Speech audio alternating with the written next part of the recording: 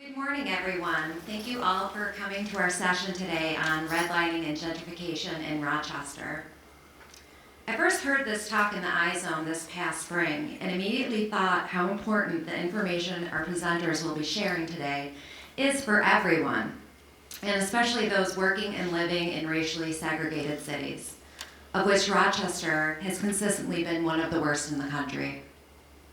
Before we begin, I'd like to take a moment to introduce our presenters, Shane Wagon and Calvin Eaton.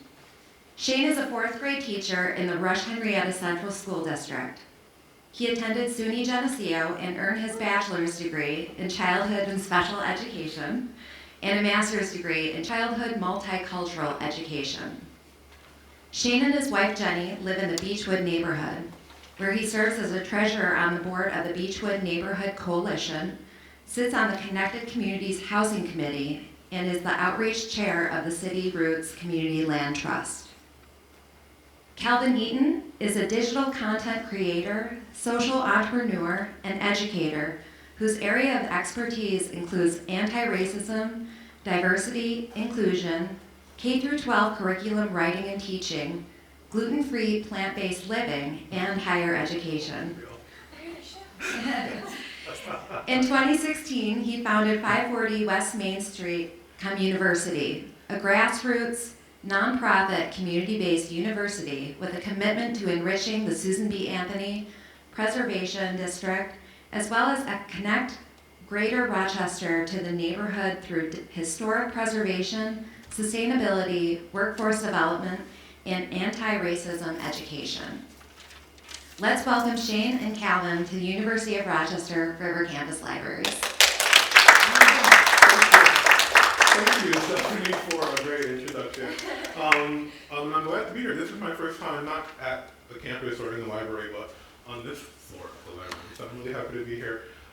Just to sort of create context and get us started, and Stephanie did an amazing introduction. We're going to be obviously talking about segregation, redlining, racist policy as it pertains both on a large national scope, but also specifically in Rochester. And so I want to be sort of set the tone for that while we're here together. Just to give you some context to how Shane and I sort of came to work together. We met about 2 years ago at 540 West Main, and as Stephanie mentioned, a lot of the work that we do in terms of programming is rooted in anti-racism education, classes like discussions around white fragility, around just the experience of being Black in the United States through books as a really lifelong lover of reading and learning. And we actually 2 years ago started a lot of the work that we do on gentrification just around a discussion about it. And it really took off, and Shane and some colleagues of his came to that at 540 West Main, and that's where we first connected professionally.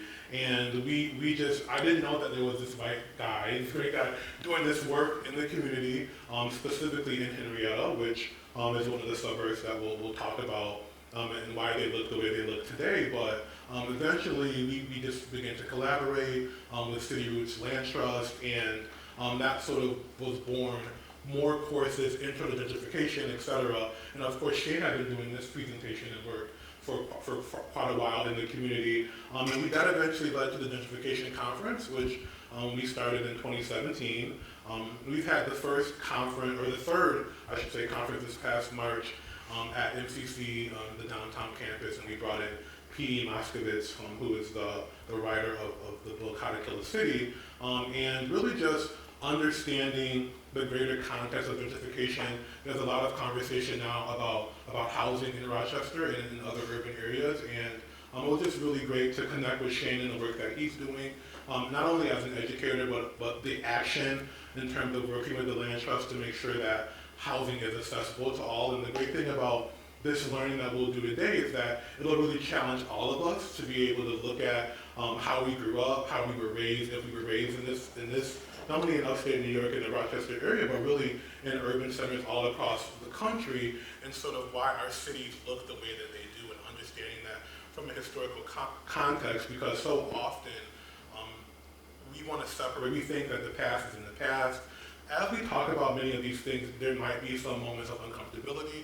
We really challenge you to accept some of that and to really be in it. It's not an indictment on anyone here, obviously, but whether we wanted to or not, all of us have been indoctrinated by racist and institutional racism in our lives, and whether we've wanted to or not benefit from some of those things or have been disparaged for some of those things. So these are our group ways of being. I think that all of us here can accept these without any disruption, we should say. But we do want you to sort of be willing to ask questions and to learn deeper. Our objective is what we really want you to do by the end of this is be able to define how institutionally racist policies, government regulations, et cetera, created systems or influenced the real estate industry, restrictive covenants and racial covenants, redlining, VA and FHA-backed mortgages, racist suburban zoning policies that quite literally, as we've shared, impact where we are and how our cities and towns look today. And part of this is to say, what actions can we individually take right now to disrupt sort of the same things that we've been doing, that the country has been doing. In different parts of time, it's looked a little bit differently, but many people still don't know these. When we talk about redlining, these are things that even adults, it's been whitewashed in our history, and these are not conversations, the Great Migration, et cetera. Shane is teaching these things to fourth graders over the last 5 years or so, and I wish that we were able to have these conversations when I was in school, having restorative justice circles talking about what we know about racism, because really the context that Shane just shared is that many students are being taught by well-meaning families that racism is a thing of the past. Everyone is equal, we don't see color, and that's really a disservice to students as they go through school, because we know that there is racist policies in the K-12 pipeline that makes it difficult for students of color with disabilities, other marginalized identities, to get the same level of education. And a lot of that is tied to housing policy at the systemic level. Some other related concepts that we will probably reference, so white supremacy culture, I use that terminology a lot, white fragility, cultural humility, intersectionality. Raise your hand if you've ever taken the implicit association test through Harvard. So a lot of you here, we actually have, I do a lot of corporate education and practicing at the corporate level around implicit bias and microaggressions and how, again, we're influenced by some of these policies in ways that we don't even actively thinking about. How do we see the world, how the world sees us, are things that we'll talk about as well. Any questions? I know it's a lot. Any comments or questions before we move on? Okay, so in order to sort of set the stage for a lot of what Shane is going to be sharing through his presentation, we want us to all be on the same page as to defining what racism is, especially for purposes of today. So when we're talking about racism, we're mostly focusing on this systemic racism here, which is talking about how structures, processes are carried out by groups with power, such as governments, businesses, and schools, that purposely and intentionally disparage people of color or people who are not white. We're still having these conversations today about immigration policy, for instance, humanity, who's deemed as being suitable, and those types of conversations. Oftentimes, when we're talking about racism, just because of white supremacy culture, we're focusing on the individual level. One of the things that have proliferated, or the concepts of that have proliferated racism but make it still very tangible and palpable in today's time, is that people think, well, as long as we're good people and we want to do the right thing, we have black friends, we may have black children that we're raising, then there's no way that I could say anything racist or think something racist. And what we're saying is we want to challenge that, because even if every one of us in here never did anything blatantly racist, there are people who are still benefiting from a system. So we always have to talk about the systems, and when we are looking at racism, we can't extrapolate that from power, and talking about the social culture, what group has the dominant power and has the ability to shape the lives generationally of people of color. In our country, that has been white people from a sociological perspective. And so we want you to understand that in this conversation, racism is very different than bias. Bias is a conscious or unconscious prejudice against an individual group of people based on their identity. There can be bias, it can be based on race or other things.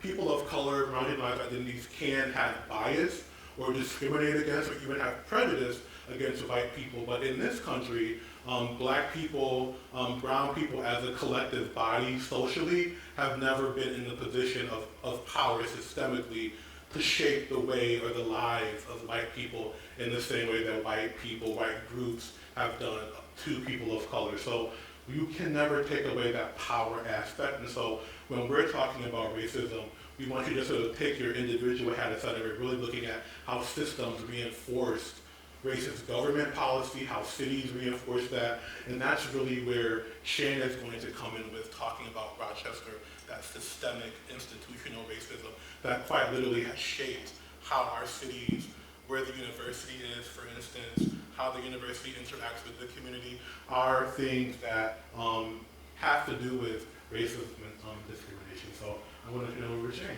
Thanks, Shane. Awesome. Thank you, Cal. Alrighty, I'm excited to be here. Librarians, kind of my favorite people. Milne Library at Geneseo is my haunt, my favorite place to be. Up in the stacks, writing a paper, reading some like old diaries or books or I don't know, just nerding out, loving it. My favorite thing to do on a Saturday. Yesterday was my last day of work. So tomorrow morning I'm walking down to the historic section of the Rochester Public Library to go through some tomes. So you guys can relate, but it's pretty much, I just love being in this building. I've only been in here a few times, and so it's just, I wish I had your job, but kids are more fun. But I don't know. So I always feel a little weird talking to a bunch of grown-ups. This is my 40th or 50th time doing this talk to a group of grown-ups, but I'm used to doing this with a bunch of kids. So, give me a little break, But I'm gonna get it going, and I think we're gonna learn some really interesting things. I've kind of gotten, I don't know, it's one of those things you start teaching this to kids, and the kids are like, they start asking these awfully hard questions, and you're like, I don't know the answer. And then you start getting really into it, and you start looking into it, and then you find some great answers, and then that uncovers more questions, and then it gets crazy. So I've used the University of Rochester archives for Black Freedom Struggle, Laura Warren Hill, I think it's Hill, and a bunch of the stuff at the Public Library, the Phyllis Wheatley Library archives, all kinds of things you'll get to see here that hopefully your librarian brains will be tickled by. And yeah, that's kind of all it is. If you have questions in the middle, please feel free to ask. About halfway through, we'll probably do a little pause to do some questions and some reflection, and then we'll keep going. And we're going to cover quite a bit today, and hopefully it should be pretty interesting for you. All right, so I just want to start here. Rochester is an incredible place. It's the home of Frederick Douglass. Felt more at home here than anywhere else in the country. This is the place of Austin Stewart, who was enslaved in Sodus, New York, and Bath, New York, who, when he escaped to Canandaigua, eventually moved to the city of Rochester, where he owned the first black-owned business, right where the Radisson Hotel is, or the pink one. You know the pink one? Mm-hmm. Amazing guy. Susan B. Right here as well. We got George Eastman, an inventor, an innovator, problem solver kind of guy. We got the mustard dudes. That's right in my neighborhood. I figured this out like a year ago that was from here. I didn't even know. And we're also recently voted one of the 14th best place to live for quality of life. I don't know if that quite includes the city, but it's the county, according to U.S. News. I don't know if we can trust them. But we got a lot of great things going on here. We're a town that's done a lot of great things, but we've got some pretty huge problems as well. In our community, Act Rochester Hard Facts Report, if you're not familiar, it's a great thing to read. Just a couple key points. African American children in our region, they're more than 4 times as likely as white children to live in poverty. The median household income of African Americans is less than half that of whites, just in our area. And both African Americans and Latinos are less than half as likely to own their own homes as their white counterparts. And that last statistic there, I think, directly contributes to what we have going on with the first two. And we're going to really dig into that history of why less than half, is likely to own their homes as white people. We also have one of the most segregated school areas in our entire country. New York is the #1 most segregated state by schools, and Rochester, out of 381 cities, is number 27th. I know you've all read the news. There's been some pretty crazy stuff going on in the suburbs, and I think that's been always going on, but it's just recently starting to get talked about a little bit more. So To understand all that, to move forward, to solve these complex problems, we have to first face our history and look at the things that created the incredible housing segregation that we see today. And in order to do that, like James Baldwin says, not everything that is faced can be changed, but we can't change something until we face it. And so hopefully some enlightening things will happen for you today. You'll see some cool things and understand our community a little bit better. And hopefully we'll be able to leave here with some action items to make this community a little bit better place. Before I get going, I want to dig into this quick video that NPR did, NPR Code Switch. It's just about 5 minutes, and I think it really helps kind of introduce the topic kind of more broadly, and then I'm going to zoom in specifically on Rochester.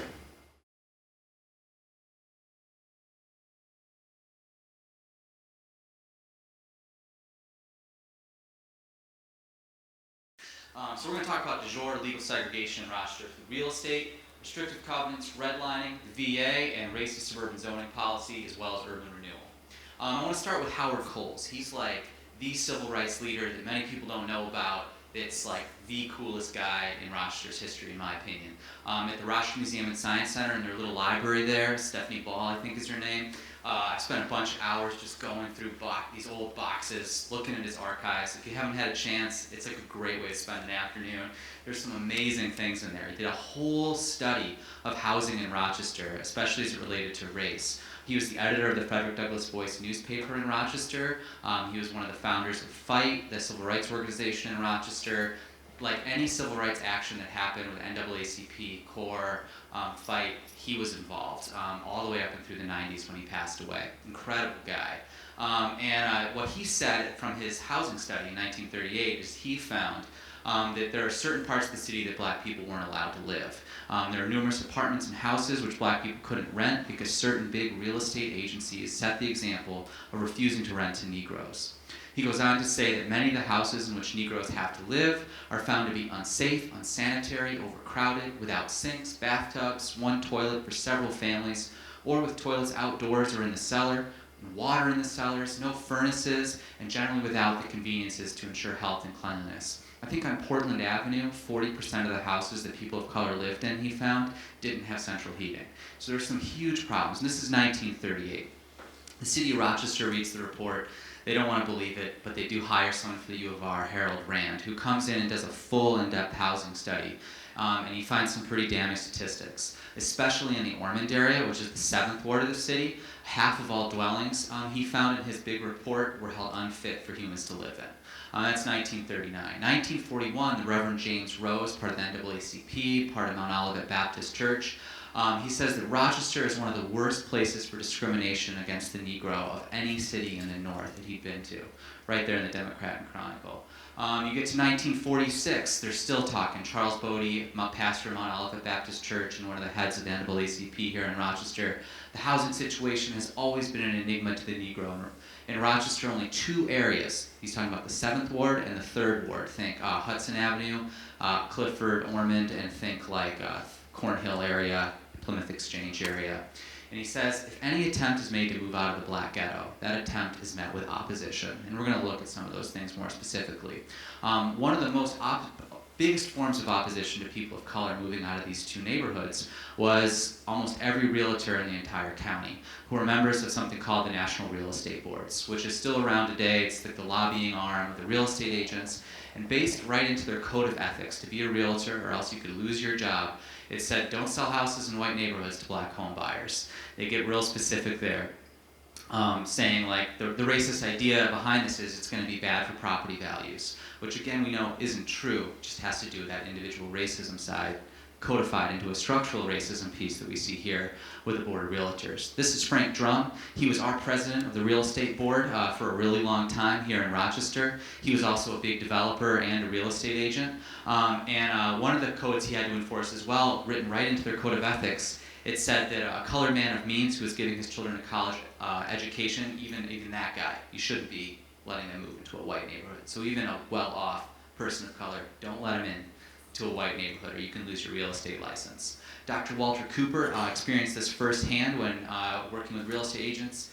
In Rochester in 1954, when he moved here, he was at the U of R. The wife and I answered ads for 69 apartments, and we were refused at all of them. He didn't find somewhere to live until I think it was either the dean or the president of the University of Rochester actually hooked him up with a friend who was willing to rent to a black person. Dr. Alice Holloway Young, who helped found MCC, first black principal in the city of Rochester, in 1957 she describes trying to move into the 19th ward. She crossed the Genesee Street line, which was like the dividing line that you'll see on the red line map soon. And she writes in the Democrat and Chronicle that they had to sneak into the house.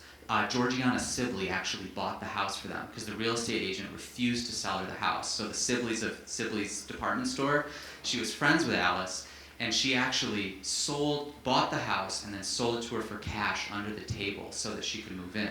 And when Alice and her husband James and their son Rodney, who works at United Way still, they moved in, they took one suitcase and they snuck in the middle of the night because they were so afraid of retaliation. The next day they found a note in their mailbox. You can read the note on the board. I'm not going to read that, but it's from the Ku Klux Klan threatening to burn their house down if they didn't leave within a week. Rochester had a really significant Klan presence. Over 8,000 Klansmen gathering in East Rochester Field in the 20s. I mean, those people didn't leave. They were around. And so she had all kinds of threats. So yeah, she couldn't buy it. And if you were a black person who wanted to buy a house in Rochester, you had to find a wealthy white person like Sibley here to buy the house for you and then sneakily sell it to you under the table, or else it just wasn't going to happen. But it is cool that she stayed in that house for 17 years before moving to Brighton. And she's actually going to be speaking at the Lyric Theater. I'm going to be on a panel with her on July 19th. Richard Rothstein from Berkeley is coming. And he's like the scholar on redlining, and she's going to talk about her experience with it. The Meadowbrook neighborhood, think 12 Corners in Brighton, 371 homes on their website today. They don't acknowledge what was going on there, but they do acknowledge it was a carefully planned development.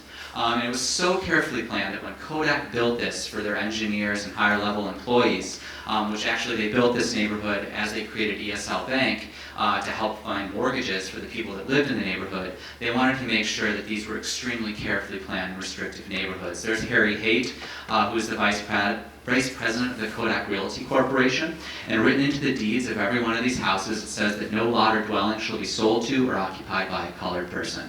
For all those houses, it's still on the deed today. It's not legally enforceable after 1968, but it's kind of crazy that that's still on the deed. And I found these all at the county clerk's office.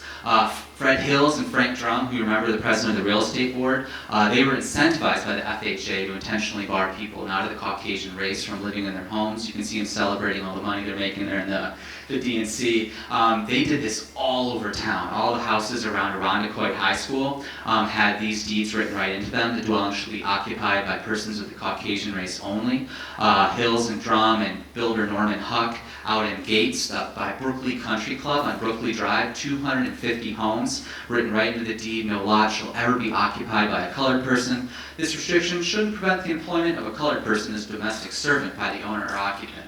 I mean, it's just wild the kind of things that are going on. And this is just right there in the paper. And in the paper, they advertise it as a very restrictive place to live. This is in my neighborhood, in the Beechwood neighborhood, which back in the 40s and 50s and 60s was 99% white. Today it's like the opposite when it goes white-black. But it was actually Rochester's baseball field. Babe Ruth played there, hit a home run over the big right field fence. And I think School 33, Bay and Culver. Fred Tosh, who built a ton of homes in this area, and William Daly, and Charles Grafton Johnson was the other guy's name. They put this into the deeds, and all the houses in this area, the land shall be sold in the express covenant, shall never be occupied by a colored person. There's Fred, that's William Daly, one of the guys that helped do that, with Fred Tosh. You can just sort of see what streets those are there. These same guys, including Grafton Johnson, they bought essentially all of northwest Irondequoit is all orchards, and they bought all of it. So almost every street in this area that used to be it used to be Somerville Boulevard before it became St. Paul. They used to have bike races out there, and it was like a toll road back in the late 1800s. So they bought all of these orchards, and you can see the advertisement: 2,000 highly restricted building lots. So restrictive that it said the land is sold in the express covenant, shall never be occupied by a colored person. Rogers Estates, Rogers Parkway, Wimbledon, Daly, Clinton. There's a picture of Fred Tosh right there. You can see them selling it. This is Grafton Johnson. I just had to put this in. He had 2 lions. There was an article in the paper about him. He's like a big real estate millionaire, and he like flew out the Democrat and Chronicle reporters to come to his second home in Indiana where he kept his lions. And it just was like this front page article, you know, like with this dude with a stick beating on his lions. And I just thought that was wild and worth showing. These are some of the locations of the other places where I've just found restrictive covenants from 3 or 4 visits to the county clerk's office, just poking around. They're all over town. This is just what I've seen so far. But when I've talked to real estate agents, they say that they see them constantly when they're selling homes. And some of you might have seen it on your own home when you signed the deed. Oftentimes they'll show you it, or it's crossed out, but they're still there. Judge Reuben Davis, the first black judge in Rochester, had some direct experience with restrictive covenants. In his oral history for the Phyllis Wheatley Library, he says, "My wife and I were looking for a house in 1958. We saw one on Elmdorf Ave in Rochester, a block or so west of Genesee Street." So again, that Genesee Street dividing line, where there were probably 4 black families that lived anywhere west of Genesee Street.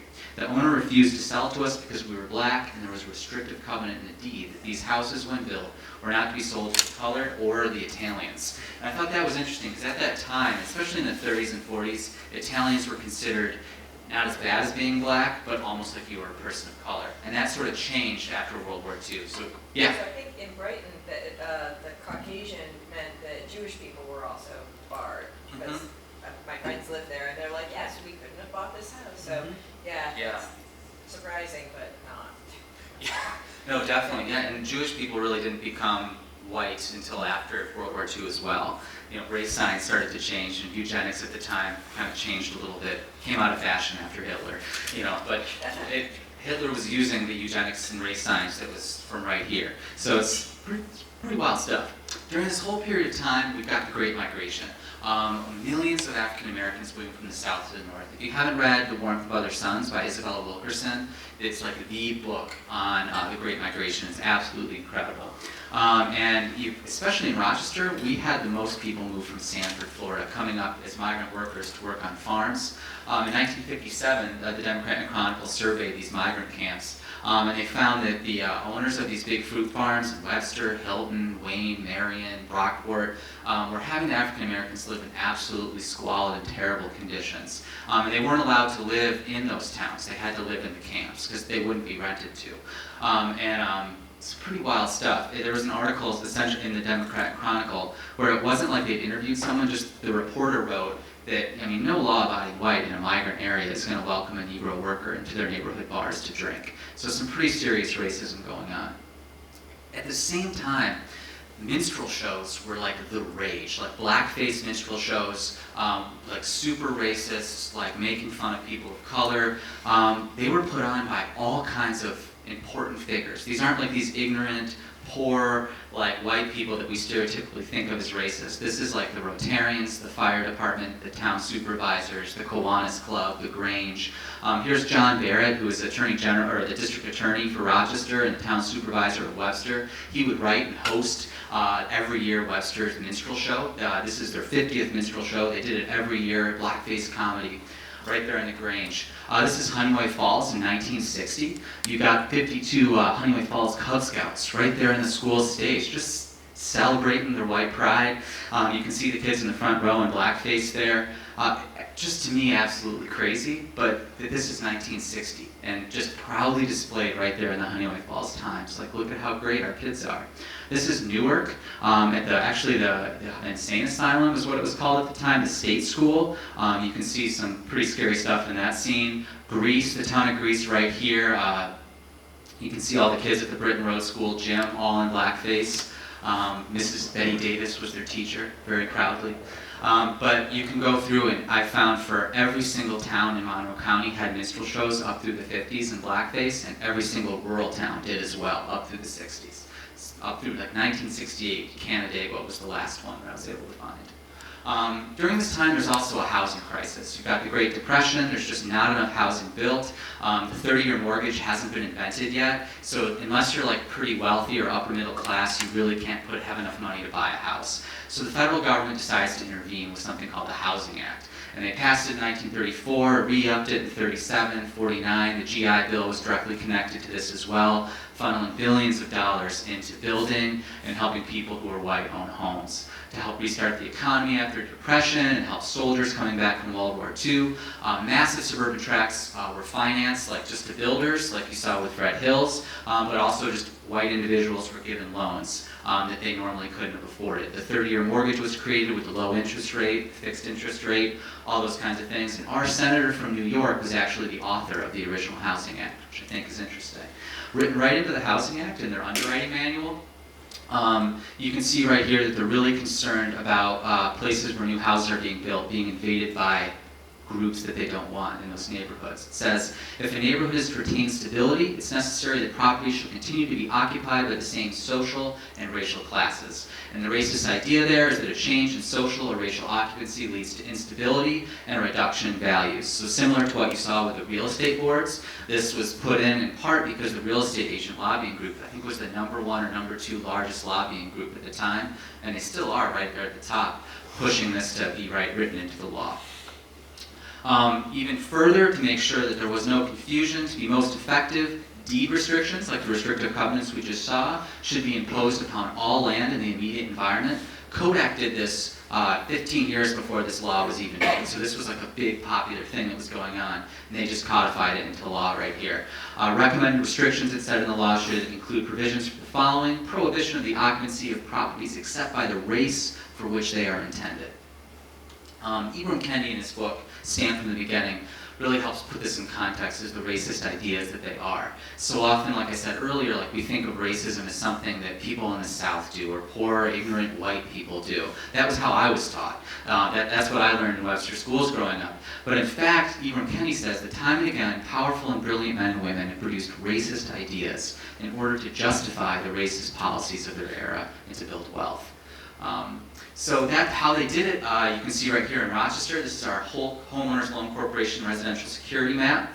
But they did this in almost every city across the entire country. You can see Buffalo's map, there's Syracuse's map, Albany, all 5 boroughs in New York City. Pretty much every major city in New York State and across the country had these. They created the Homeowners Loan Corporation to help people with the Great Depression, and one of their jobs was to survey and rate neighborhoods in cities like Rochester. The way they did it is a red area meant it was hazardous, and a yellow area also meant like probably not a good place for people to live or to back a mortgage. And because those areas were potentially dangerous, they had pollution, like vacuum oil plant right across the river here is a red-lined area, or there was already even one resident of color there. That was enough for that area to be redlined, meaning you can't get a mortgage there, and that's where black people are supposed to be living. This is a report for the Cornhill neighborhood just across the river. You can see written right in the report the real estate agents who were trained and hired to go around in all of these cities. They went and walked through all the neighborhoods and did intensive studies and surveys, and written right into the report they had to find what percentage of Negroes lived in an area and how many foreign families. And you can see infiltration is on there. Has an area been infiltrated? The Beechwood neighborhood, the side north of Webster, was infiltrated by Italians. You can read all of this on the University of Virginia's website for this. Fascinating. The FHA also only backed mortgages for white people in the blue and green parts of the city. So think Maplewood, Browncroft, Empire, 19th Ward, over by the U of R, Cobbs Hill, Reservoir area, and of course all of the suburbs were green-lined as well. So if you were white, you could get a 30-year fixed interest mortgage there.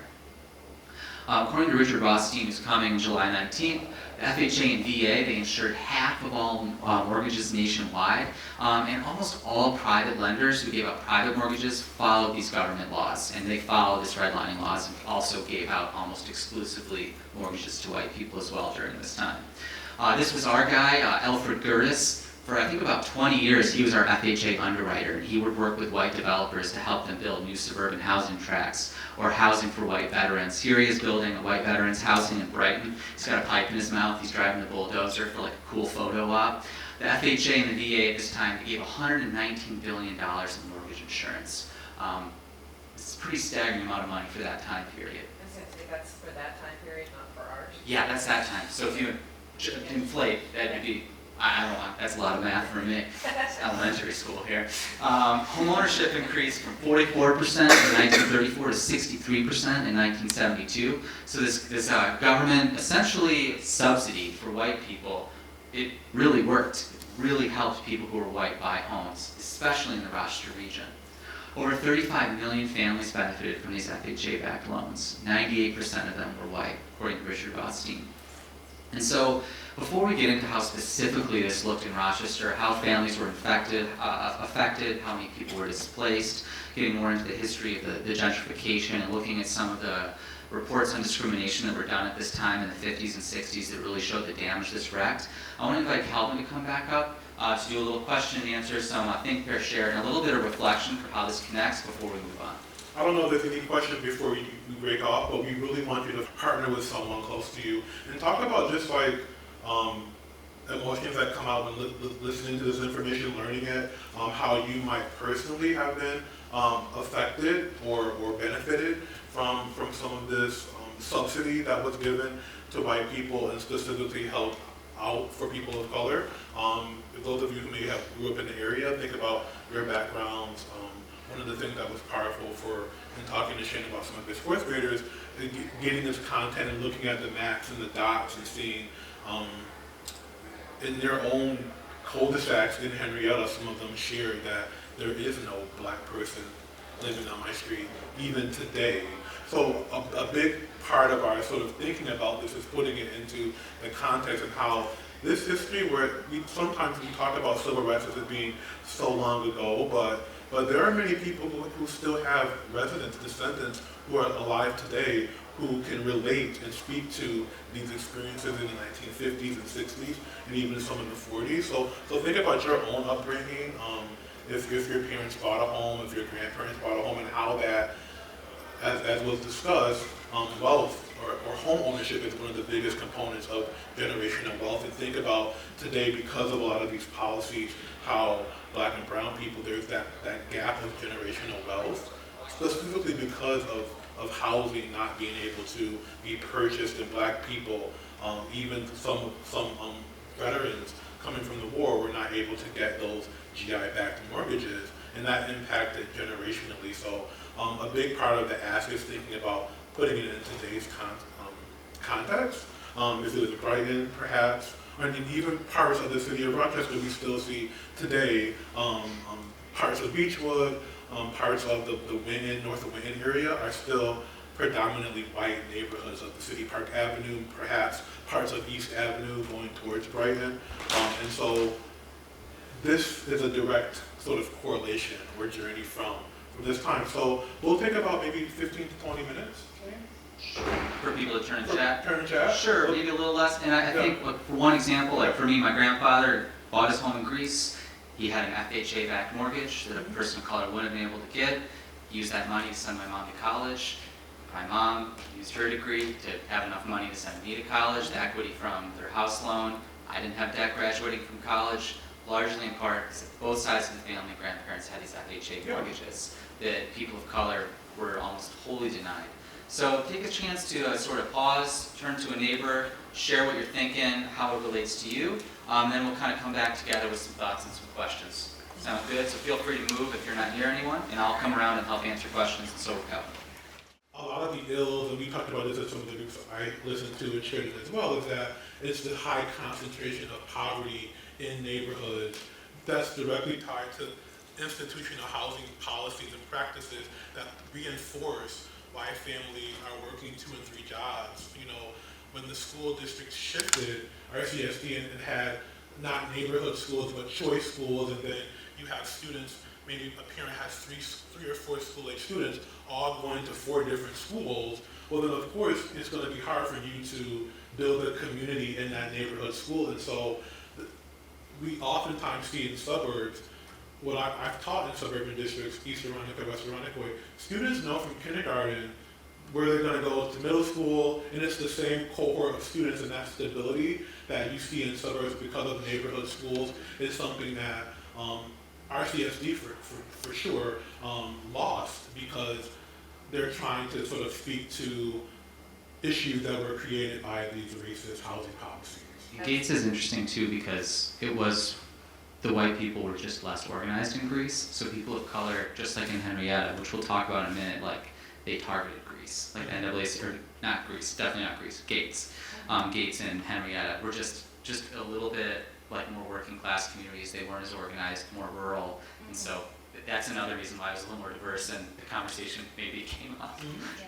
So let's transition into the rest of my presentation and talk a little bit more about how all the redlining, the restrictive covenants played out, especially when it came to urban renewal and some of these other things. And we'll talk about some action items, some things that we can do to move forward, and we'll have some time for some more questions and discussion. Sound good? All right.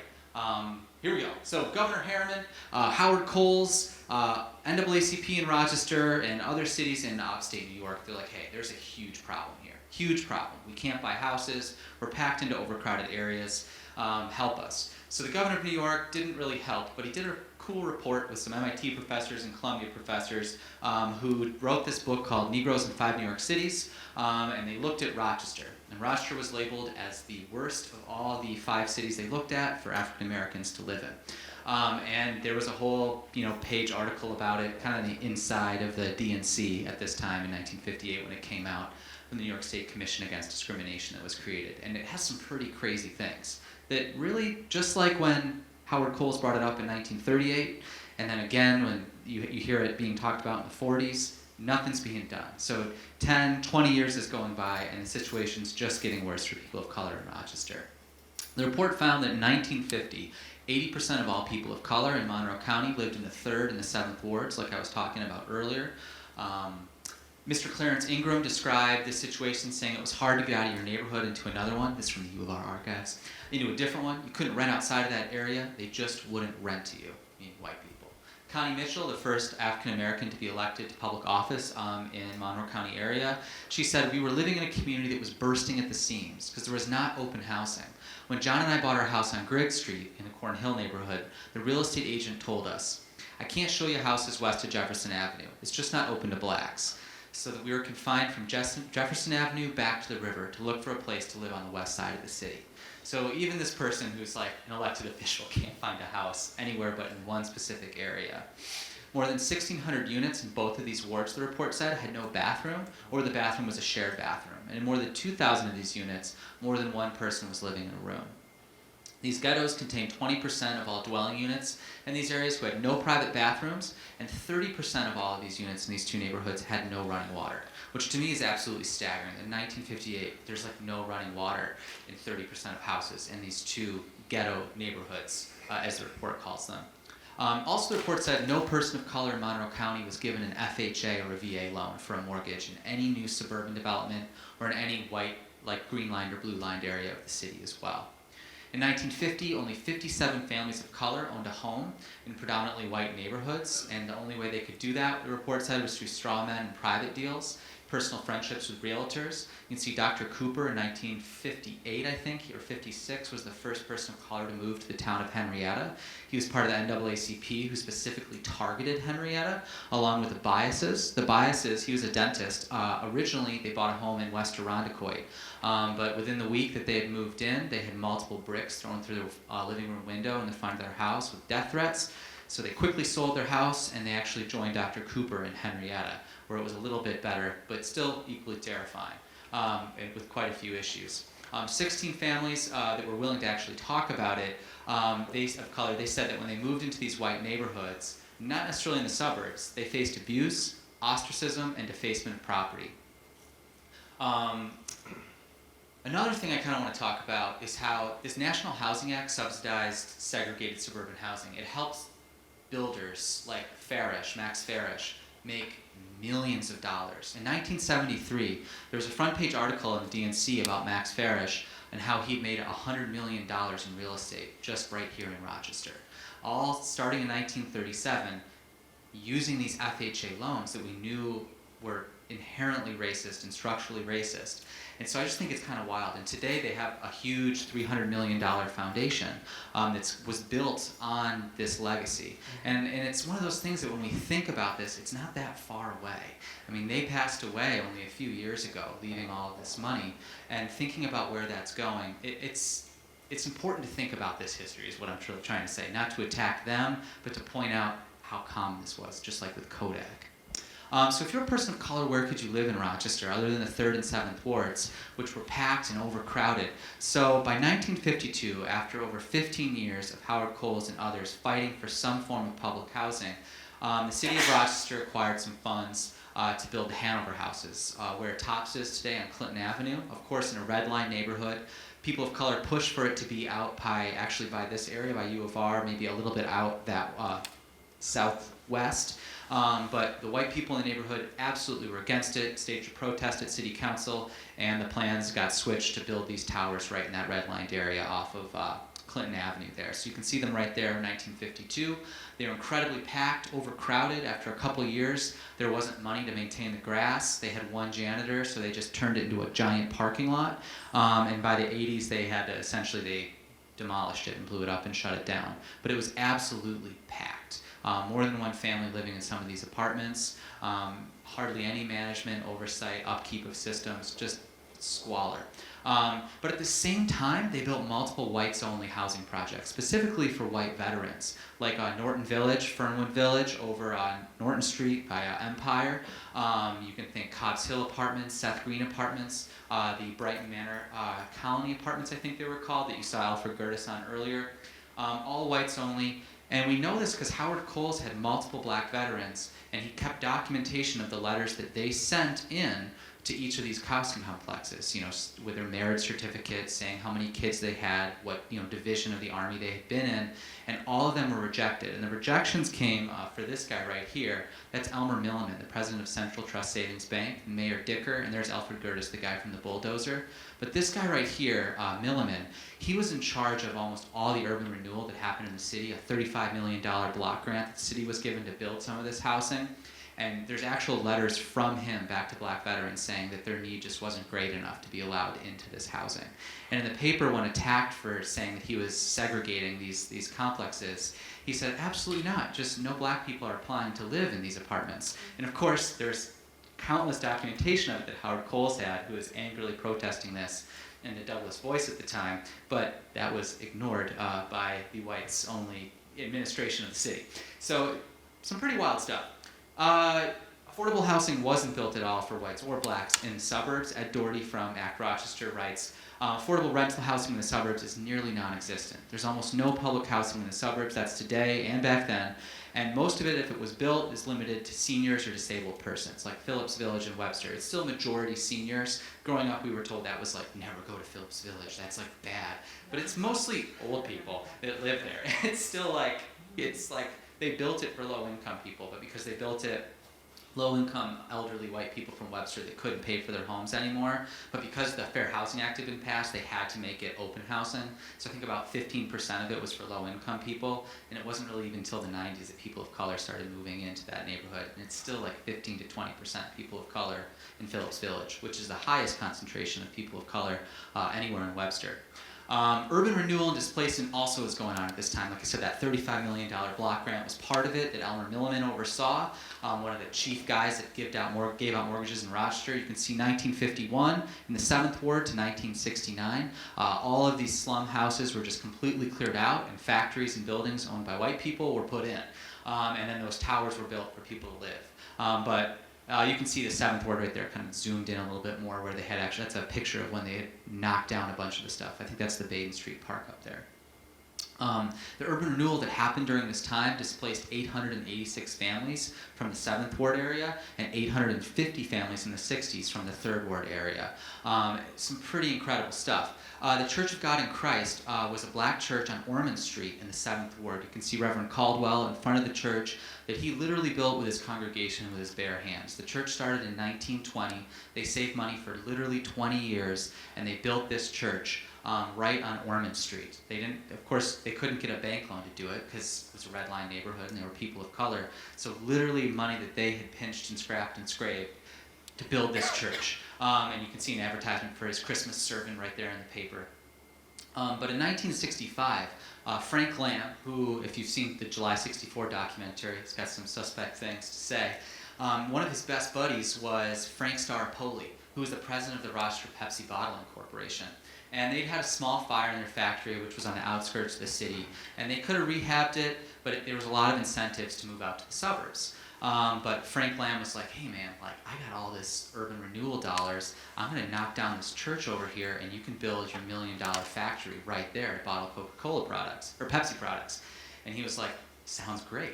And so what happened was they knocked down the church, and all the houses that were almost entirely lived in, not owned by, but lived in by black people, and the white people cashed in on the funds that they were given. And the people of color weren't really given any support to move out of those neighborhoods. You can see them there, the mayor's giving out the $1,000 bottle cap winner contest with Frank Staropoli, the man on the right over there. And Frank's son was the guy Kelvin was talking about that came to one of my talks, and I interviewed him about it. And we've been doing some research together around this area, and it's been a really cool experience talking to him about it. Essentially, what was I going to say here? Oh, so the other thing I wanted to add is that Frank Staropoli Jr., he shared that his dad was extremely racist and they never hired a person of color ever in that factory once it opened. And Frank Staropoli Jr., he took over as president in like 1970 maybe, and he never hired a person of color either, just didn't even occur to him. They put bulletproof glass in the windows because they were so afraid of the people of color in the neighborhood. And they did hire a couple of Latinos. I think there were maybe 5 or 6 that were hired. And really just an interesting story where money and community is taken away and given to somebody else with resources. And then after the church got knocked down, in the paper there was an advertisement or a story about how they had a drive for $75,000 because they weren't given enough money to buy or build a new church for the church that had been raised. And they eventually moved over to, there was a Lyndhurst Theater, was where they rented for a really long time, the Church of God in Christ. Librarian Olga Edwards from the Rochester Public Library, she described this time. She says, during this time they were tearing down and raising buildings in 7th Ward, the Joseph Avenue area. When we moved on Jefferson Avenue, and the reason they moved to Jefferson earlier in this oral history, she talks about how they looked everywhere. Both her and her husband had middle-class jobs, but literally no real estate agent would let them buy a house outside of the 3rd or 7th Ward. So they decided to rent on Jefferson Avenue, where there were only one-family houses in the block, and the whites who were in that block in that area, they started to move out, turning their one-family houses into small apartments which housed 4 or 5 families. Some of the apartments had only one room, with everybody using the same kitchen and bath. It was a deplorable condition, she describes. And all of this leads to the July 64 rebellion. Some called it a riot, but really it was a rebellion or an uprising that was largely caused by police brutality and most of all by housing and urban renewal and displacement. When 850 people lose their house and all get pushed into one other neighborhood that's the only neighborhood that's allowed to live, you're going to have some serious problems. And there was. Connie Mitchell describes it. You can see her there with Malcolm X and Franklin Florence. They pushed them all over the 3rd Ward, people living on top of each other and everything. So I think that there's no way on earth that you're going to put that many people together and not think you're not going to have an uprising. In 1989, Carolyn Vaca from the county, a county historian, she did a study on the riots, finding an incredibly strong correlation between housing conditions, displacement, and people who were arrested for rioting. So the people who were arrested, you were most likely to be arrested if you lived in the specific sections of the 7th and 3rd wards that had the most urban renewal and displacement. Mary Kearney, a retired school teacher from the city of Rochester, I was giving this talk and we talked afterwards, and she told me this whole story about how she lived on Savannah Street, which you can see right there on 1951. By 1969, the inner loop was built there. And her family had moved up from Tennessee, where her father had died when she was 10, and her mom moved up with her 4 brothers and sisters, and they rented a house on Savannah Street by 3 of her different uncles and aunts, who all lived in this one neighborhood. So even though this was a red line part of the city, they were able to have community. People didn't lock their doors, they all knew each other. Her mom worked 2 jobs, and she'd come home, let herself in, go over to her uncle's house, eat dinner. But by the time she was in high school, their house got knocked down and they were forced to move over to Jefferson Avenue. One of her uncles was forced over to Webster Avenue, another uncle was moved over to the Joseph area. And so the whole family was sort of split apart. And she described it as really a heartbreaking and devastating thing that happened to her family and to her community during that time. During this time, FIGHT was formed after the riots or the rebellion. And one of the biggest things that FIGHT did, led by Franklin Florence, is they did all kinds of things specifically around housing and segregation, especially with urban renewal. And the urban renewal that happened in the 3rd Ward, while 850 people were still displaced, most of the people actually found somewhere to live, in part because fought really, really hard during this time to do it. And they also fought back against the Historic Landmark and Preservation Society, which was trying to turn Cornhill into essentially an all-white preservation district. And it is a preservation district today, in part, and it's the whitest part of Cornhill, but it would be much whiter if it hadn't been for what FIGHT did to protect that neighborhood. So this is happening not just in Rochester, like you saw in the video, it's happening all over the city. President Johnson commissioned all over the country, a report called the Kerner Report, governor of Illinois, that concluded our nation is moving towards two societies, one black, one white, separate and unequal. And as Martin Luther King gets assassinated, like you saw in the video, it leads to the Fair Housing Act. Because riots erupted in almost every city across the country. Segregation was getting worse and worse. Displacement kept happening because of urban renewal and slum clearance. And so the Fair Housing Act gets passed. But it's an incredibly weak law, largely in support of white senators and congresspeople saying we do not want this law to have any strength because we don't want our neighborhoods integrated. But at this point, the neighborhoods are already established. The suburbs have been mostly built out at this point. And so the way the act was written is that it had to be enforced individually. American Apartheid by Douglas Massey from Princeton and Nancy Denton from Albany is like the book on segregation and redlining and its effects in our country. And they write, as long as the Fair Housing Act is enforced individually rather than systematically, it's unlikely to be effective in overcoming the structural arrangements that support segregation and sustain the ghetto. So essentially the act didn't have the strength to actually large scale give the government ability to enforce it. HUD is the arm of the government that's supposed to enforce it, and other than taking away money, there's not much else that you can do. So unless a president wanted to be really brave and start cutting off funds from all over the country for sewers and roads, like it's not going to be enforced unless it had way more teeth. Nixon ordered Mitt Romney's dad, who was his housing secretary after this law got passed, he said absolutely do not enforce it. And when he tried to enforce it in Warren, Michigan, George Romney got fired from his job. And I think maybe 4 or 5 different times the federal government has maybe threatened to not give funds to an area because of their segregated practices in their town. Obama, I think, twice made threats to enact HUD to take away money. Exclusionary zoning is another big piece of this puzzle that today is still completely legal and on the books in every town in Monroe County. In 1972, building figures in Penfield said you couldn't construct a single-family dwelling in Penfield costing less than $29,000, which is over $130,000 today. They also mandated that lot sizes had to be a certain size as well. And this is still the zoning that's happening today. And when you go through the town hall records and the zoning records, you can see that very clearly this was put in place. It was a change from earlier in Penfield because of the Fair Housing Act that had happened and towns like Penfield wanting to make sure that unless you had enough money to move to Penfield, you couldn't get there. And then intentionally, this was a way to keep people of color out of towns like Penfield.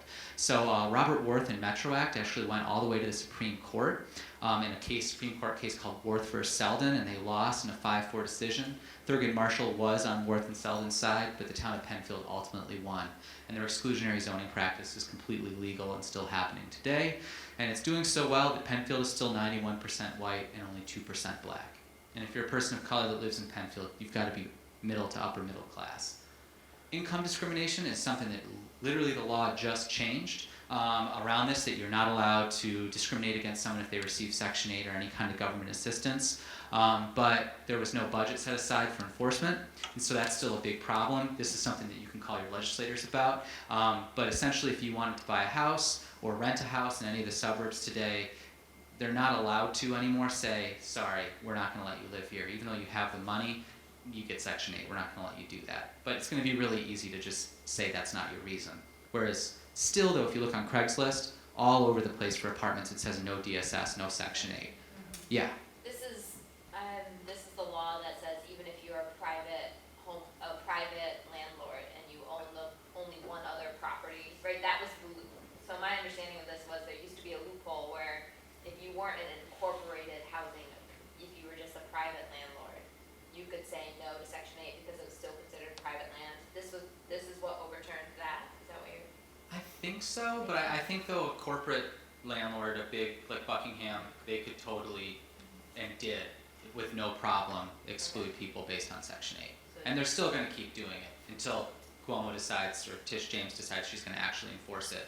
But they haven't been doing it. And the onus is still on the individual who's discriminated against who's someone who's receiving some state support, like to hire a lawyer to actually sue is going to be pretty difficult. But there are some groups like the Citywide Tenant Union and the Community Land Trust that we're working on trying to bring some of these cases and find money to support this kind of thing and really go after some of these larger landlords. But it's going to be a lot harder with individuals.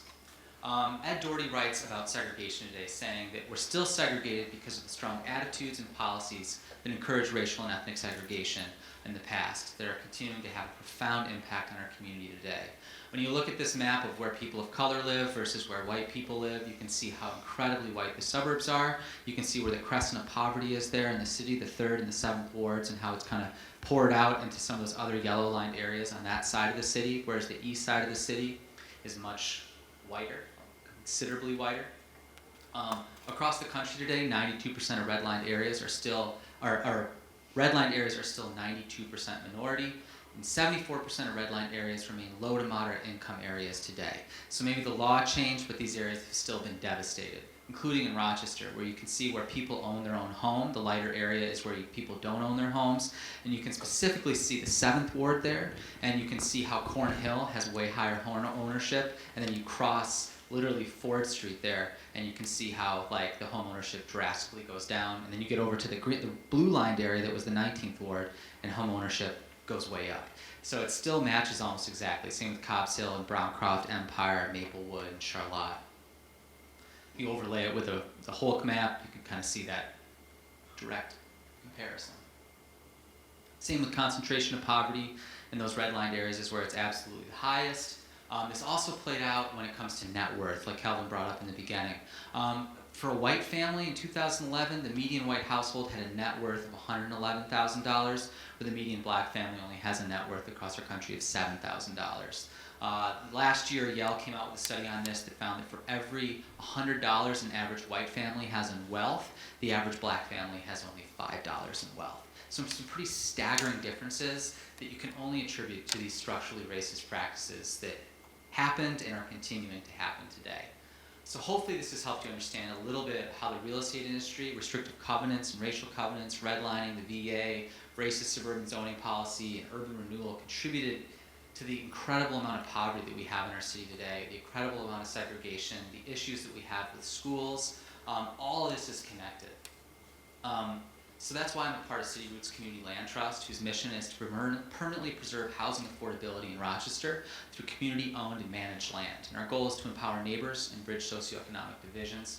There's over 250 land trusts across the country, most notably in Albany, Burlington, and Boston, which we've all been to visit and learned a lot from. Essentially, the community owns the land, while the property or the improvement on the land is owned privately. We're governed by community members who live in the city. Our board is over 70% people of color and people who are low income. And our main rule about owning the land is that we keep the resale price of the property affordable, and we support the homeowner if they're having trouble staying in the house.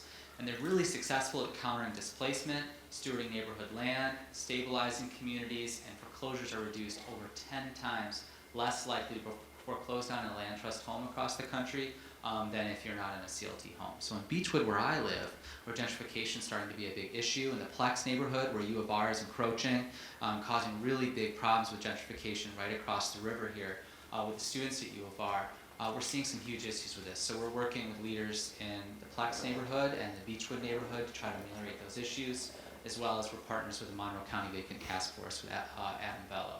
So what can you do? It's a whole lot of depressing information, right? We'll talk more about some of these solutions and these things, but just a couple off the top of my head are, you can definitely support City Roots Community Land Trust.